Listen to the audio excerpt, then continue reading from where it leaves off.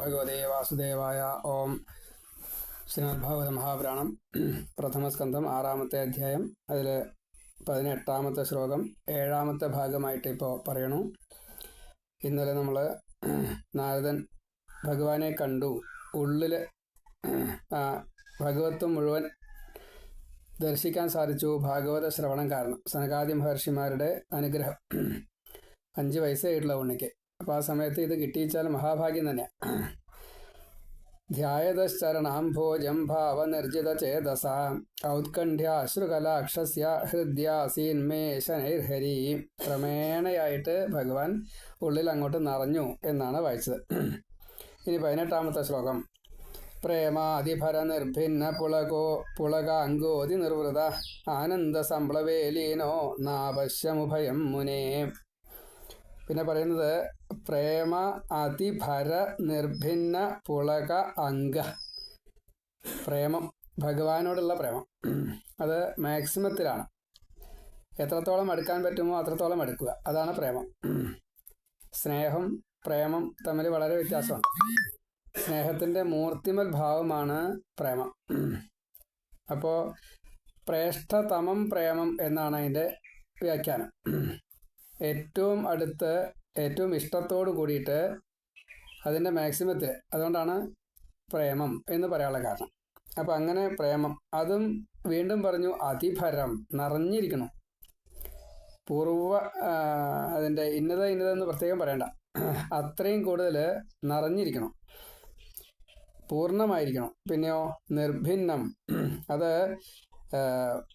വല്ലാത്തൊരു ഇനി വേറിടില്ല, വേർപ്പെടാത്ത ഒരവസ്ഥയിൽ, ഭിന്നമാക്കാൻ പറ്റാത്ത ആ രീതിയിൽ. പുളക അംഗഹ, രോമാഞ്ചം ഉണ്ടായി. പുളകം, രോമാഞ്ചം എല്ലാ അംഗങ്ങളിലും, രോമത്തിന് മാത്രമല്ല എല്ലാ അംഗങ്ങളിലും ആ പുളകം കൊണ്ട് അങ്ങോട്ട് ശരിക്കും ആകർഷകമായി ലയം കിട്ടി, ഒന്നായി തീർന്നു. അങ്ങനെ ഒരു ഭാവ. പ്രേമ അതിഭര നിർഭന്ന പുളക അംഗ. ഇനിയോ അതിനിർവൃത. അങ്ങനെ വരുമ്പോൾ ഒരു പ്രത്യേകമായിട്ടുള്ള അനുഭൂതി ഉണ്ടാവും, നിർവൃതി ഭാവം, ഒരു മുക്തി തന്നെയാണ്. പ്രപഞ്ചവുമായിട്ട് ഒരു ബന്ധമില്ലാത്ത രീതിയിൽ ഭഗവാനെ അങ്ങോട്ട് പൂർണ്ണമായിട്ട് ഉള്ളിലേക്ക് അങ്ങോട്ട് സ്വീകരിക്കാൻ സാധിക്കുക. അപ്പോൾ അതിൽ കൂടുതലൊരു ഭക്തി ഇനിയൊന്നും വരാനില്ല. ഭക്തിയുടെ ഒരു മാക്സിമം അവസ്ഥയിൽ പ്രേമത്തോട് കൂടിയിട്ട് ഒട്ടപ്പെട്ടു, നിർവൃതി വന്നു, അനുഭവം വന്നു, പുളകം ഉണ്ടായി, രോമാഞ്ചം ഉണ്ടായി. ആനന്ദ സംപ്ലവേ, ഒന്നും കൂടി ഉറപ്പിക്കുക, ആ സച്ചിദാനന്ദത്തിൽ അങ്ങോട്ട് മുങ്ങി, സച്ചിദാനന്ദത്തിൽ അങ്ങോട്ട് ലീനമായി. അപ്പോഴോ ലീനഹ എന്ന് ആദ്യമേ പറഞ്ഞു, ഒക്കെ ആവർത്തന. അങ്ങനെ അനുഭവിച്ചപ്പോൾ മുനേ പറയാണ് വ്യാസനോട്, നാരദ മഹർഷി, അന്നത്തെ നാരദനല്ല ഇന്നത്തെ നാരദൻ പറയാ, ഉഭയം, രണ്ടിൻ്റെയും ന അപശ്യം, കണ്ടില്ല, ഞാനും ഭഗവാനെന്നുള്ള വേർപാട് പോലും കാണുണ്ടായില്ല, ഒന്നായി തീർന്നു. അതാണ് ഇപ്പോൾ യഥാർത്ഥത്തിലുള്ള ഭഗവാനിലുള്ള ഭക്തി അതിൻ്റെ മാക്സിമത്തിലെത്തുമ്പോൾ അതിൻ്റെ കൂടിച്ചേരൽ എത്രത്തോളം ദൃഢമായി, എത്രത്തോളം സ്പഷ്ടമായിട്ട് സംഭവിച്ചു, അപ്പോഴാണ് ഈശ്വരനെ നമ്മൾ ദർശിക്കുക.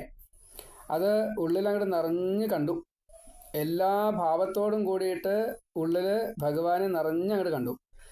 അപ്പോൾ എല്ലാ അവയവങ്ങളും ഓരോന്ന്, കയ്യ്, കാല്, കണ്ണ്, മൂക്ക്, പഞ്ചേന്ദ്രിയങ്ങൾ, അങ്ങനെയില്ല, സകല രോമകൂപങ്ങളും ഒരേപോലെ അതിൻ്റെ സുഖാനുഭൂതി അനുഭവിച്ച് അതിൻ്റെ ഒരു സ്ഫുരണം, ഒരു മറ്റേ വിജൃംഭണം, അത് ശരീരത്തിന് മൊത്തം സംഭവിച്ചു. എത്രത്തോളം അതങ്ങോട്ട് വലുതായി ചോദിച്ചാൽ പറയാൻ പറ്റില്ല, അത്രത്തോളം അങ്ങോട്ട് അനുഭവിക്കുകയാണ്. താൻ ആരോ ആണ് എന്നുള്ളൊരു തോന്നൽ, ഒരു പരമാനന്ദം, സച്ചിദാനന്ദം, ആ ഒരു ലയത്തിൻ്റെ ഒരു മഹാപ്രഭാവം തന്നെ ഉണ്ടായിന്ന, അതിങ്ങനെ ഒഴുകുകയാണ്. ഈ അനുഭൂതി അത് അറിയാതെ കണ്ടിങ്ങനെ അനുഭവിക്കുകയാണ്. അപ്പോൾ അതിലങ്ങോട്ട് മുങ്ങുകയാണ്. അങ്ങനെ ഹൃദയത്തിൽ പ്രകാശിതമായിട്ടുള്ള ഭഗവാന്റെ സ്വരൂപം, അത് ഏത് സ്വരൂപം എന്ന് പറയാൻ നിവൃത്തിയില്ല. ഒരു പക്ഷേ ചതുർബാഹു വിഷ്ണു സ്വരൂപമാവാം, 2 കൈയുള്ള കൃഷ്ണനാവാം, നരസിംഹാവാം, വരാഹാവാം, വാമനനാവാം, പരശുരാമനാവാം, ശ്രീരാമനാവാം, ഏത് കാണിച്ചാവാം. സകല സ്വരൂപമാവാം, അനന്തോത്മനാഭനാവാം, നാരായണൻ, നരനാരായണന്മാർ. അപ്പം ഇങ്ങനെ ഏത് രീതിയിൽ കണ്ടു എല്ലാം കണ്ടു എന്നാണ്. അല്ലാണ്ട് ഏത് കണ്ടു എന്നുള്ളൊരു കൺഫ്യൂഷനല്ല. എല്ലാം കണ്ടു എന്ന ഉറപ്പാണെന്നർത്ഥം. സംശയത്തിന് ലെവലേശല്ല. എല്ലാം കണ്ടു, ഭഗവത്വം മുഴുവൻ കണ്ടു എന്നാണ്. അപ്പോൾ അത് എന്താ കാരണം? ഭാഗവതം അത്രയും നല്ലോണം ഉള്ളിലേക്ക് കയറാൻ തോക്കണം. അത് സ്ഫുടം ചെയ്ത് കിട്ടിയ രീതിയിലാണ്. അത്രയ്ക്കുണ്ട്. കാരണം സനകാദി മഹർഷിമാരാണ് ഈ 5 വയസ്സുള്ള ഉണ്ണിക്ക. അപ്പോൾ ശ്രദ്ധയോട് കൂടിയിട്ട് ഈ ചെറിയ പ്രായത്തിൽ ഏതൊരാൾക്കായാലും അത് കേൾക്കാനും അനുഭവിക്കാനും സാധിച്ചുവെങ്കിൽ അത് ഉറയ്ക്കും. അത് ഉറച്ചു കഴിഞ്ഞാൽ അതിൻ്റെ അനുഭൂതി വേറെയാണ്. അത് നമ്മൾ ഈ 60 വയസ്സ് 70 വയസ്സായിട്ടുള്ള ആൾക്കാർക്ക് അത്ര കിട്ടില്ല. കാരണം നമ്മുടെ മനസ്സ് അങ്ങനെയാണ്ട് ഉറക്കില്ല. പലതിലും കിടന്ന് അങ്ങോട്ടും ഇങ്ങോട്ടൊക്കെ പോകും. ആ ഉറപ്പിക്കാനുള്ളൊരു ശക്തി നമുക്കിപ്പോൾ ഇല്ല. അത് കുട്ടിക്കാലത്താണെന്ന് വെച്ചാൽ കിട്ടും, ഏകാഗ്രമായിട്ട് കിട്ടും. നമ്മൾ കണ്ടിന്യൂസ് ആയിട്ട് ഈ യോഗയും കാര്യങ്ങളൊക്കെ ചെയ്യുകയാണെന്ന് വെച്ചാൽ ഒരു പക്ഷേ കിട്ടുമായിരിക്കാം. അങ്ങനത്തെവരുണ്ട്. പക്ഷേ അങ്ങനത്തെവരല്ലാത്തവർക്ക് അതങ്ങോട്ട് ഉറച്ച് കിട്ടില്ല. എന്തിനെങ്കിലുമൊക്കെ ആയിട്ട് അങ്ങോട്ടും ഇങ്ങോട്ടൊക്കെ പോകും. 24 സെക്കൻഡ് കഴിഞ്ഞാൽ വിഷയം ഒന്ന് മാറി വരിക. അപ്പോൾ ഇവിടെ വിഷയം മാറുന്നില്ല. അതാണ്. അപ്പോൾ പ്രേമാതിഭര നിർഭിന്ന പുളക അംഗഃ അതിനിർവൃത ആനന്ദ സംപ്ലവേലീനോ ന അപശ്യം ഉഭയം മുനേ. അവിടെയാണ് പ്രശ്നം. ഈ രണ്ടും വീണ്ടും വീണ്ടും കണ്ടുകൊണ്ടേയിരിക്കുന്ന സമയത്ത് നമ്മളൊക്കെ ദേഹബോധത്തിലിരിക്കണു. നമുക്ക് ഈശ്വരനെ അങ്ങനെ കാണാൻ പറ്റില്ല. ദേഹബോധം മറന്ന ആ ഉണ്ണി 2 എന്നുള്ള ഭാവമില്ലാതെ കണ്ട് ഒന്നായിട്ട് കണ്ടു. ദേഹം അവിടെ ഇരിക്കുന്നുണ്ട്, പക്ഷെ ആ ദേഹത്തെ ഗൗനിക്കാത്ത ഒരവസ്ഥ വന്നു മനസ്സിന്. ജീവൻ പോലും അത് മറന്നു. ഉള്ളിലിരിക്കുന്ന അന്തര്യാമി അങ്ങോട്ട് ശരിക്ക് കണ്ടു എന്നർത്ഥം. അപ്പോൾ എങ്ങനെയാണോ നമ്മുടെ ഉള്ളിലേക്ക് എത്രത്തോളം ഇത് ദൃഢമായിട്ട് അതങ്ങോട്ട് രൂപം സ്പഷ്ടമായിട്ട് സ്ഫുടമായിട്ട് അത് കയറണു, അത്രത്തോളം അതിൻ്റെ സൂക്ഷ്മത അങ്ങനെ കൂടിക്കൂടി വരും. അപ്പം ഉണ്ടാവുന്ന ലീനഭാവം വളരെ കൂടുതലാണ്. അത് നാരദൻ അനുഭവിച്ചു എന്നാണ് മഹർഷിയോട് പറഞ്ഞത്, വ്യാസനോട് പറഞ്ഞത്. പ്രേമാതിഭര നിർഭിന്ന പുളക അംഗോതി നിർവൃത ആനന്ദ സംപ്ലവേലീനോ നാപശ്യം ഉഭയം മുനേ. അപ്പോൾ അവിടെ ഭഗവാനെ നല്ലോണം കണ്ടു. വേറെ ഒന്ന് 2 എന്നുള്ള ഭാവത്തിൽ അങ്ങനെയൊന്നും വേണ്ടി വന്നില്ല. ഒന്ന് സർവം ഏകമയം ബ്രഹ്മം. അപ്പോൾ ബ്രഹ്മാവസ്ഥയിലുള്ള അതാണ് പൂർണ്ണത ആയിട്ട് കണ്ടു. ഭഗവത്വത്തെ മുഴുവൻ കണ്ടു. അതാണ് ഏത് രൂപം എന്നുള്ളത് വിഷയമല്ല, എല്ലാ രൂപവും കണ്ടു എന്നാ. ഇനിയോ 19ാമത്തെ രൂപം. 19ാമത്തെ ശ്ലോകത്തിൽ രൂപം ഭഗവതോ യത്തന്മനഃകാന്തം ശുചാപഹം അപശ്യൻ സഹസോത്തസ്ഥേ വൈക്ലഭ്യാ ദുർമനായിവാം. മനഃകാന്തം, മനസ്സിനെ ആകർഷിക്കുന്നതായിട്ടുള്ള ആ ഈശ്വരഭാവം. ശുചാപഹം, ശോകത്തെ മുഴുവൻ, ഇനി ഒന്നുമില്ല, ഒരു ശോകവും ബാക്കിയില്ല. അങ്ങനെയുള്ള ശോകത്തെ നശിപ്പിക്കുന്നതായിട്ടുള്ള ഭഗവതഃ രൂപം. ഭഗവതഃ ഏത് രൂപം, ഭഗവാന്റെ ഏത് രൂപമായാലും. ഇവിടെ ഇപ്പോൾ നാരദൻ ഏത് രൂപമാണോ കണ്ട് ആ രൂപം. നാരദൻ എല്ലാ രൂപം കണ്ടിട്ടുണ്ട്. അപ്പോൾ ആ രൂപത്തെ, ഭഗവാന്റെ ആ രൂപത്തെ അപശ്യൻ, കാണാത്ത ഒരു ഭാവത്തിലെത്തി. ഒരു തവണ കണ്ടു, പിന്നീട് കണ്ടില്ല. അപ്പോൾ വൈക്ലഭ്യം വന്നു. വൈക്ലഭ്യാത്. അപ്പോൾ അല്ലാത്തൊരു മനസ്സിന് വിഷമായി. എത്ര വിഷമം എന്നറിയില്ല, അത്ര കൂടുതൽ വിഷമായി. കാരണം ഒരു തവണ കണ്ടു, വീണ്ടും വീണ്ടും കാണാൻ വേണ്ടി ശ്രമിക്കുന്നു. ഒരു തവണ കണ്ടു കഴിഞ്ഞപ്പോഴോ ഭഗവാൻ അപ്പം തന്നെ അത് മറച്ചു. അപ്പോൾ വീണ്ടും കാണാൻ വേണ്ടിയിട്ട് ശ്രമിക്കുമ്പോൾ പറ്റുന്നില്ല. നമ്മൾ ഗുരുവായൂരമ്പലത്തിൽ പോയിട്ട് ഒന്ന് കണ്ണനെ കണ്ടു, അത് കഴിഞ്ഞിട്ട് മാറാൻ പറഞ്ഞു ആൾക്കാരെ. അപ്പോൾ നമുക്ക് മാറിപ്പോകാണ്ട് നിർത്തിയില്ല. അപ്പോൾ നമ്മൾ ആ സമയത്ത് വേണിച്ചാൽ ഒന്ന് കണ്ണടച്ചിട്ടുണ്ടാവും. ഭഗവാനെ കണ്ട് ഒന്ന് കണ്ണടച്ച് വീണ്ടും കണ്ണ് തുറന്ന് കണ്ട് വീണ്ടും ഒന്ന് കണ്ണടച്ച് വീണ്ടും ഒന്ന് കണ്ണ് തുറന്ന് ഇങ്ങനെയൊക്കെ വേണം നമുക്ക് തൊഴാനേ. അതൊന്നും അവിടെ ഭഗവാൻ സമ്മതിക്കില്ല. മാറു പറയും. അപ്പോൾ നമ്മൾ അവിടെ ചെന്ന് കഴിഞ്ഞാൽ കണ്ണടക്കരുത്, തുറന്നുകൊണ്ടേയിരിക്കുക, കണ്ടുകൊണ്ടേയിരിക്കുക. പിന്നെ പ്രദക്ഷിണമൊക്കെ വയ്ക്കുമ്പോൾ അപ്പം കണ്ണടക്കാം. നമസ്കരിക്കുമല്ലോ ആ സമയത്ത്. അവിടെ 4 പുറത്തും എവിടെയെങ്കിലുമൊക്കെ നമ്മൾ നമസ്കരിക്കും. അപ്പോൾ ആ നമസ്കരിക്കുമ്പോൾ തെക്ക് ഭാഗം പറ്റാണ്ട് ചെയ്യുന്നു. ഇപ്പോൾ പടിഞ്ഞാറ് ഭാഗം മാത്രമേ നമസ്കരിക്കാൻ പറ്റുമെന്നുള്ള വട്ടായി. ഏതായാലും അവിടെ പട്ടണത്തിയൊക്കെ നമസ്കരിക്കാം. അപ്പോൾ അങ്ങനെ നമസ്കരിക്കുമ്പോൾ ആ സമയത്ത് കണ്ണടക്കാം. അപ്പം കണ്ണടച്ചാൽ മതി. അപ്പം ഈ ഉള്ളിലുള്ള രൂപം മുന്നിലും പിന്നിലും കൃഷ്ണ നമിപ്പൂ ഭക്തനായി ഞാൻ കാക്കണം സർവഭാവേന ഭൂവിലും മൃത്യുശേഷവും പറഞ്ഞിട്ട് നമസ്കരിക്കാം. എപ്പോഴേ കണ്ണടയ്ക്കാവൂ? ഈ നമസ്കരിക്കുമ്പോഴേ കണ്ണടയ്ക്കാവൂ, അത് വരെ കണ്ണടക്കണ്ട. അപ്പോൾ ആ സമയത്ത് ഈ നാരദൻ തൻ്റെ ഉള്ളിൽ ഇങ്ങനെ കണ്ടുകൊണ്ടിരിക്കുമ്പോൾ ഭഗവാൻ പെട്ടെന്ന് മറിഞ്ഞപ്പോൾ വല്ലാത്ത വിഷമായി. വൈക്ലബ്യാത്, എത്രേ പറയാൻ നിർത്തില്ല കേട്ടോ, അത്രയും കൂടുതൽ വിഷമായി. പിന്നെയോ ദുർമന ഇവ, മനസ്സന്തോഷം മുഴുവനും നഷ്ടപ്പെട്ടു. സഹസ കുത്തസ്ഥ, അപ്പം ഞാൻ അവിടുന്ന് പെട്ടെന്ന് എഴുന്നേറ്റു. രണ്ട് എന്നുള്ള ഭാവമില്ലാതെ കണ്ട ഒന്നായിട്ടുള്ള ആ ഭാവത്തിൽ നാരദനെ എത്തിച്ചതിൻ്റെ ശേഷം നാരദനിൽ നിന്ന് ഈ ഭഗവാന്റെ രൂപം ഭഗവാൻ അങ്ങോട്ട് മറച്ചപ്പോൾ പിന്നെ ആ നാരദന് എന്താ ചെയ്യണമെന്ന് വെച്ചില്ലാണ്ടായി. പെട്ടെന്ന് ഞെട്ടി ഉണർന്നു, എഴുന്നേറ്റു. രൂപം ഭഗവത, ഭഗവാന്റേതായിട്ടുള്ള ഈ രൂപത്തെ യത് തത് മനഃ കാന്തം, യത് തത് യാതൊന്നാണോ അത് മനഃ കാന്തം, മനസ്സിൻ്റെ ആ കാന്തം, മനഃകാന്തം. അപ്പോൾ അവിടെ മനസ്സിനെ അങ്ങോട്ട് ആകർഷിക്കുക തന്നെയാണ്, ഒട്ടിപ്പിടിക്കുകയാണ്. ശുചാപഹം, എല്ലാ തരത്തിൽപ്പെട്ടതായിട്ടുള്ള അശുചികളെയും ഇല്ലാത്തൊരു ഭാവത്തിലേക്ക് എത്തുക. ഒരു ദുഃഖമില്ല, ശോകം എന്നുള്ളത് വരില്ല. അങ്ങനെയുള്ള ഭാവത്തിലേക്ക് എത്തി. എന്നിട്ടോ ആ ഭഗവാനെ അപശ്യൻ, കാണാണ്ടേ. സഹസ, അപ്പോൾ വളരെ പെട്ടെന്ന് തന്നെ ഉത്തസ്ഥേ, ഞാൻ അങ്ങോട്ട് എഴുന്നേറ്റു.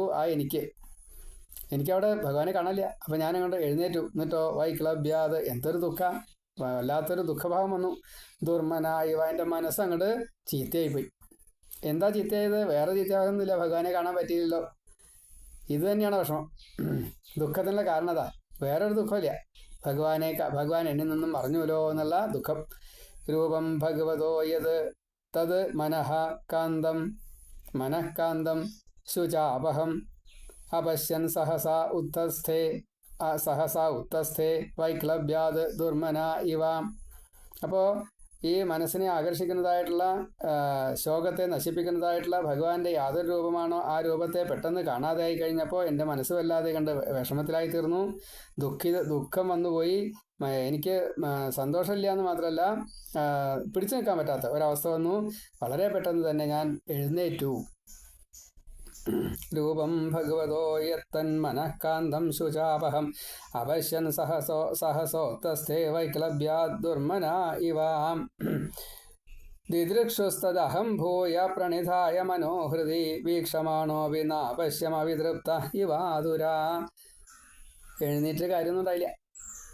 ഭൂയ, പിന്നെയും തത് ദിദൃക്ഷു, ആ രൂപത്തെ കാണാൻ വളരെയധികം ദിദൃക്ഷാഭാവം, കാണണം എന്നുള്ള അത്യുത്സാഹത്തോടു കൂടിയിട്ട് അഹം മനഃ ഹൃദി, ഞാൻ എൻ്റെ ആ മനസ്സിൽ പ്രണിധായ, ഉറപ്പിക്കാൻ ശ്രമിച്ചു. ഉറപ്പിച്ചിട്ടാണെന്നാണ് പറയേണ്ടത്, ഉറപ്പിക്കാനൊന്നും പറ്റിയില്ല, ഉറപ്പിക്കാൻ പറ്റുന്നില്ല, മനസ്സ് ചഞ്ചലാവുകയാണേ. വീക്ഷമാണഹ അഭി, വീണ്ടും കാണണം എന്നുള്ള ആ താല്പര്യം. പക്ഷേ എന്നാ അവശ്യം എനിക്ക് ഭഗവാനെ കാണാൻ സാധിച്ചില്ല. അവിതൃപ്ത, അതുകൊണ്ട് തൃപ്തനാവാതെ കണ്ട് ഞാൻ അഹം ആതുരഹ ഇവ, വല്ലാത്തൊരു ദുഃഖിതൻ എന്നുള്ള ഭാവത്തിലെത്തി. ആ സംഭവിച്ചു.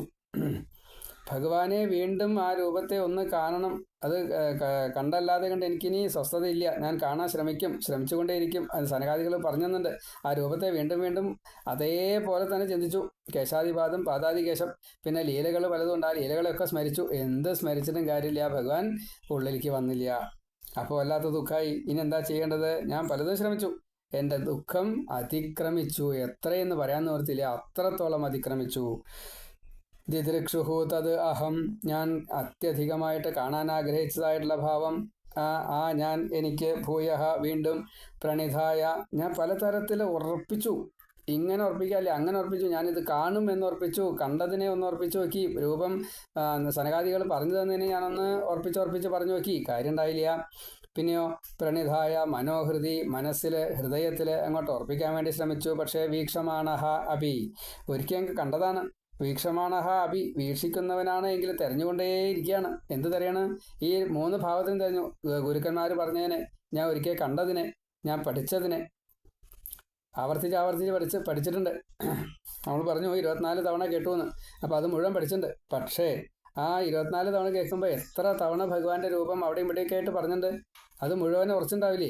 എന്നിട്ടും കിട്ടിയില്ല. ഒരു തവണയെ ഭഗവാൻ കാണിച്ചെന്നുള്ളൂ. ഭഗവത് കൃപയുണ്ടെങ്കിൽ മാത്രമേ നമുക്ക് ഭഗവാനെ കാണാൻ സാധിക്കുള്ളൂ, കിട്ടുള്ളൂ, അറിയുള്ളൂ, ഭാഗവതം കിട്ടുള്ളൂ, പ്രയോഗിക്കാൻ പറ്റുള്ളൂ. നമ്മളതിന് പരിഭ്രമിച്ചിട്ട് ഒരു കാര്യമില്ല. എത്ര ശ്രമിച്ചാലും ഭഗവാന്റെ അനുഗ്രഹം ഇല്ലാതെ കണ്ട് ഒന്നും ചെയ്യാൻ സാധിക്കില്ല. നീ ചെയ്ത കാര്യങ്ങൾ പൂർത്തീകരിക്കണമെച്ചാലും ഭഗവാന്റെ അനുഗ്രഹം വേണം. അത് പൂർത്തീകരിച്ചാലും അതിൻ്റെ ഫലം കിട്ടണമെങ്കിൽ അതിനും ഭഗവാന്റെ അനുഗ്രഹം വേണം. എളുപ്പമല്ല, വളരെ പ്രയാസമുണ്ട്. ഇപ്പോൾ വ്യാസൻ ശരിക്കും ഭാഗ്യവാനാ. എന്താ കാരണം, ഈ വ്യാസൻ എഴുതിയ ഭാഗവതം ഉണ്ടാവുകൊണ്ടല്ലേ നമുക്ക് ഇങ്ങനെയൊക്കെ പറയാൻ സാധിക്കണത്. ഇത് എത്രയോ പുരാണങ്ങളിലൂടെ ഭഗവാൻ വ്യാസൻ അനവധി തരത്തിൽ പറയപ്പെട്ടു. അതിനെയൊക്കെ പലതിനും നമ്മൾ കുറച്ച് കേട്ടിട്ടുണ്ടാവും, അത് തന്നെ എന്നൊക്കെ ഉറപ്പിച്ചിട്ടുണ്ടാവും. പക്ഷേ അതിനെക്കാട്ടിലൊക്കെ കൂടുതൽ ഭാഗവതം കിട്ടിക്കഴിഞ്ഞപ്പോൾ ഇത്ര എന്ന് പറയാൻ നിർത്തിയില്ല. അത്രത്തോളം അതിനെ നമുക്ക് വ്യാഖ്യാനിക്കാൻ സാധിക്കുന്നു. എന്താ കാരണം, വ്യാസൻ്റെ ഈശ്വരനോടുള്ള കമ്മിറ്റ്മെൻറ്റ്, ഒരു കടപ്പാട്, എങ്ങനെയാ അത് ഒരു കീഴ്പ്പെടുന്ന ഭാവം, ഭക്തിഭാവം, അതിനാണ് പുറത്തേക്ക് വന്നതേ. അപ്പോഴാണ് ഭഗവത്വം പുറത്തേക്ക് വന്നത്. ആ ഭഗവൻ തന്നെയാണ് ഈ പ്രത്യക്ഷ കൃഷ്ണ ഏവഹി. അപ്പോൾ നമ്മൾ എത്ര ശ്രമിച്ചിട്ടും കാര്യമില്ല. ഇത് ഗുരുവുണ്ട്, ഗ്രന്ഥമുണ്ട്, ഭഗവാൻ നമ്മളെ ഒരിക്കലും കാണിച്ചു തന്നു. എന്നിട്ടും വ്യാസനോട് പറയാ, നാരദൻ എനിക്ക് കാണാൻ സാധിച്ചില്ല കേട്ടോ, ഞാൻ ദുഃഖിതനായിപ്പോയി. ദിദൃക്ഷുഹു തദഹം ഭൂയ പ്രണിധായ മനോഹൃതി, ഇങ്ങനെയൊക്കെ ഞാൻ ഉറപ്പിച്ച് തന്നെ അത് വീണ്ടും കാണാൻ വേണ്ടി ശ്രമിച്ചു. വീക്ഷമാണഹ അപി, എന്നിട്ടും എനിക്ക് കാണാൻ സാധിച്ചില്ല. എന്നാ അപശ്യം അവിതൃപ്ത ഇവാതുര, വളരെയധികം ദുഃഖിതനായി. എന്താ, തൃപ്തി ഇല്ലാണ്ടേ അവിതൃപ്തനായി പോയി. ഒരു തരത്തിലും തൃപ്തി വരാത്ത രീതിയിൽ എനിക്ക് ഭഗവാനെ കാണാൻ സാധിക്കാത്തതുകൊണ്ടുള്ള ദുഃഖം എത്രയെന്ന് പറയാൻ നിർത്തിയില്ല, അത്രത്തോളമായി തീർന്നു. ദിദൃക്ഷുസ്തദഹം ഭൂയ പ്രണിധായ മനോഹൃതി വീക്ഷമാണോ വിനാപശ്യമവിതൃപ്തൈവാതുര ഏവം യതന്തം വിജനേ മാമാഹാ ഗോചരോ ഗിരാം ഗംഭീരശ്ലക്ഷ്ണയാ വാചാശുച പ്രശമയന്നിവ. അപ്പോഴാണ് ഭഗവാൻ ഒരു അനുഗ്രഹം പോലെ ഈ അശരീരിയായിട്ട് പറഞ്ഞ് കേൾപ്പിച്ചു കൊടുത്തു. എന്താ കേൾപ്പിച്ചു കൊടുത്തത്? വിജനെ, ഏകാന്തത്തിൽ, ഏവം ഇപ്രകാരത്തിൽ, യതന്തം വളരെയധികം പ്രയത്നിക്കുന്നതായിട്ടുള്ള ഭാവം, മാം എന്നോട്, ഗിരാം ചില വാക്കുകളായിട്ട്, അഗോചരഹ വിഷയമല്ലാത്തവനായിട്ടുള്ള, ഇന്ദ്രിയങ്ങൾക്ക് വിഷയമല്ലാത്തവനായിട്ടുള്ള, ഗംഭീരശ്ലക്ഷ്ണയ ഗംഭീരമായിട്ടും അതേപോലെ ഉറപ്പിക്കുന്ന തരത്തിലും. അതായത് ഇതങ്ങോട്ട് നമുക്ക് ഒരു തവണ കേട്ട് കഴിഞ്ഞാൽ അത് അങ്ങനെയാണ് ഉറക്കില്ല. 2 or 3 തവണയൊക്കെ കേട്ടാലേ നമുക്ക് കുറേശ്ശേ ഉണ്ടാവുള്ളൂ. അത് തന്നെ ആവർത്തിച്ച് കേട്ടാലേ നമ്മുടെ മനസ്സിൽ ഉറക്കുള്ളൂ. ഇവിടെ അങ്ങനെയല്ല, അതാണ്ട് ഉറപ്പിച്ചു. ഒറ്റ തവണ കേട്ടപ്പോൾ അത് ഭഗവാൻ ഇനി അതിൽ നിന്ന് മാഞ്ഞു പോയില്ല. ഇപ്പോൾ ഹൃദയം ആദ്യം തന്നെ കണ്ടു, ഭഗവാൻ തൻ്റെ ഹൃദയകമലത്തിൽ ഇരിക്കുന്നു. അത് അതേപോലെ തന്നെ മറ്റൊരു ശബ്ദത്തിലൂടെ അശരീരിയായിട്ട് വീണ്ടും കേൾക്കുകയാണ്. അതും അവിടെ ഉറച്ചു. അപ്പോൾ ഈ രൂപവും ഉറച്ചു, ഈ അശരീരിയും ഉറച്ചു. ഇങ്ങനെ നമുക്കും ഒരു തവണ ഉറപ്പിച്ച് കിട്ടിയാൽ പിന്നെ ബാക്കിയുള്ളതൊക്കെ ഒരു ലൗകികം, ഒരു യാന്ത്രികം അത്രയേ ഉള്ളൂ. ഈ ലൗകികങ്ങളൊക്കെ യാന്ത്രികമായിട്ട് മാറും. നമ്മളെ അതിന് അറ്റാച്ച്മെൻറ്റ് വരില്ല, ഒരു ഒട്ടൽ വരില്ല, ആസക്തി വരില്ല. ഇവിടെ നാരദനും അത് സംഭവിച്ചു. കാണാൻ കഴിഞ്ഞില്ല എന്ന് മാത്രമേ ഉള്ളൂ, രണ്ടാമതും ആവർത്തിച്ച് കാണാൻ കഴിഞ്ഞില്ല എന്നേ ഉള്ളൂ. പക്ഷേ ഈ ആദ്യത്തെ രൂപം ഉറച്ചു, അതേപോലെ തന്നെ ഈ വാക്കും, ഇനി പറയാൻ പോകുന്ന വാക്ക് അത് കുറച്ചുണ്ട്. അപ്പോൾ ആ വാക്കും കൂടി അഗോചരമായിട്ടുള്ള ഈ അതായത് ഇന്ദ്രിയങ്ങളെ കൊണ്ട് അറിയാൻ പറ്റാത്തതായിട്ടുള്ള ഈ ഭഗവാന്റെ രൂപമായാലും ശരി, വാക്കായാലും ശരി, ഗംഭീരശ്ലക്ഷ്ണയ വളരെ ഗംഭീരമായിട്ടും അതേപോലെ തന്നെ ഉറപ്പിക്കുന്ന രീതിയിലും, വാക്കുകളെ കൊണ്ട് ശുചഹ സങ്കടങ്ങളെ മുഴുവൻ പ്രശമയൻ ഇവ അതങ്ങോട്ട് ഇല്ലാണ്ടേക്കും. പിന്നെയോ ഒരു ദുഃഖവും ഇല്ലാത്തൊരവസ്ഥയിൽ പറഞ്ഞു. അപ്പോൾ മനസ്സിന് ചെന്നെത്താൻ പറ്റാത്ത സ്ഥലമാണ്, അപ്രാപ്യമാണ് ഭഗവാന്റെ രൂപം, ധാമം, ലീല ഒക്കെ. എന്നിട്ട് നമ്മൾ അതിനെ കാണില്ലേ? പൂവ്, പക്ഷെ പൂർണ്ണമല്ല, അതാണ്. അപ്പം അങ്ങനെയുള്ള ആ ഭഗവാന്റെ രൂപത്തെ ഒരിക്കൽ നാരദൻ കണ്ടു. എന്താ കാരണം? ഈ സനകാദി മഹർഷിമാരുടെ ഉപദേശം, പിന്നെ പൂർവ്വജന്മ പുണ്യം മനസ്സിലാക്കിയത് നല്ലോണം ഉറപ്പിച്ച് ഉള്ളിലുണ്ട്. അത് കാരണം കാണാൻ സാധിച്ചു. വീണ്ടും അത് മറിഞ്ഞു കഴിഞ്ഞപ്പോൾ അത് വീണ്ടും കാണണം വിചാരിച്ച് കുറേ പരിശ്രമിച്ചു, പക്ഷേ തരായില്ല. ഇങ്ങനെ പരിശ്രമിക്കുന്നതായിട്ടുള്ള എന്നോട് ഒരു ഭഗവാന്റെ വാക്ക്, വേദവാക്ക് ആയിട്ട് പറയുകയാണ്, എന്നെ ഇതുപോലെ ഇന്ദ്രിയങ്ങളെ കൊണ്ട് കാണാൻ സാധിക്കില്ല. ഇത് നല്ലോണം അനുഭവിക്കുന്ന രീതിയിൽ മാത്രമേ, അത്രയും ഒരു ഭാവത്തിലെത്തിയാൽ മാത്രമേ എന്നെ കാണാൻ സാധിക്കുള്ളൂ. ദേഹബോധത്തോടു കൂടിയിരിക്കുന്ന ഒരാൾക്ക് എന്നെ കാണാൻ സാധിക്കില്ല. ഈശ്വരഭാവം അത് അതിഗംഭീരമാണ്. മാത്രമല്ല അശരീരിയായിട്ട് പറയാൻ പോവുകയാണ് ഭഗവാൻ. എങ്ങനെയാ പറഞ്ഞത്? മൃദുവായിട്ടുള്ള വാക്കുകളിലൂടെ, എന്നാൽ ഉറച്ചതായിട്ടുള്ള ആ വാക്ക്, അതേപോലെ ഒരിക്കലും മായാത്തതായിട്ടുള്ള വാക്ക്. അപ്പോൾ ഉറപ്പിച്ച വാക്കാണ്, അത് ഉറച്ചതാണ് ആ വാക്ക്, പിന്നെ മാറില്ല. മറ്റേ മനസ്സിൽ നിന്ന് അത് മായൂല. അപ്പം അങ്ങനെയുള്ള ഈ സകല ദുഃഖങ്ങളെയും തീർക്കുന്നതായിട്ടുള്ള ആ വാക്കുകളെയും എനിക്ക് കേൾക്കാൻ സാധിച്ചു. ഇങ്ങനെ ഭഗവാൻ പറഞ്ഞു. അപ്പോൾ രൂപത്തെ കണ്ടു, ഭഗവാൻ പറഞ്ഞു, ഇത് രണ്ടും കിട്ടി. ഇനി അതിൽ കൂടുതൽ എന്താ വേണ്ടേ? സ്വതേ അതേ വേണ്ടു. കാരണം ആ ദേഹത്തിൽ 5 വയസ്സേ ആയിട്ടുള്ളൂ, ശൂദ്രഭാവമാണ്. പക്ഷെ ഗുരുവിൻ്റെ അനുഗ്രഹം കിട്ടിയിട്ടുണ്ട്, പൂർവ്വജന്മകൃത പുണ്യം കിട്ടിയിട്ടുണ്ട്, ഭഗവാന്റെ അനുഗ്രഹമുണ്ട്. അതുകൊണ്ട് രൂപത്തെ കണ്ടു, വാക്കുകളെ കേട്ടു. മഹാഭാഗ്യമാണ്. നാരദൻ പറയാണ്, ഇതാ ഇങ്ങനെയൊക്കെയാണ് ഉണ്ടായത് കേട്ടോ. ഇനി എന്താ ഭഗവാൻ പറഞ്ഞത് അത് നമുക്ക് അടുത്തേക്ക് പറയാം. ശ്രീഗുരുർപ്പ ഏവം യദന്തം വിജനെ മാമാഹാഗോചരോ ഗിരാം ഗംഭീരശ്ലക്ഷ്ണയാ വാചാ ശുച പ്രശമയന്നിവ. ഇങ്ങനെ 18, 19, 20, 21 4 ശ്ലോകത്തെ ഇപ്പോൾ നമ്മൾ പറഞ്ഞു. നാരായണ നാരായണ നാരായണ നാരായണ നാരായണ.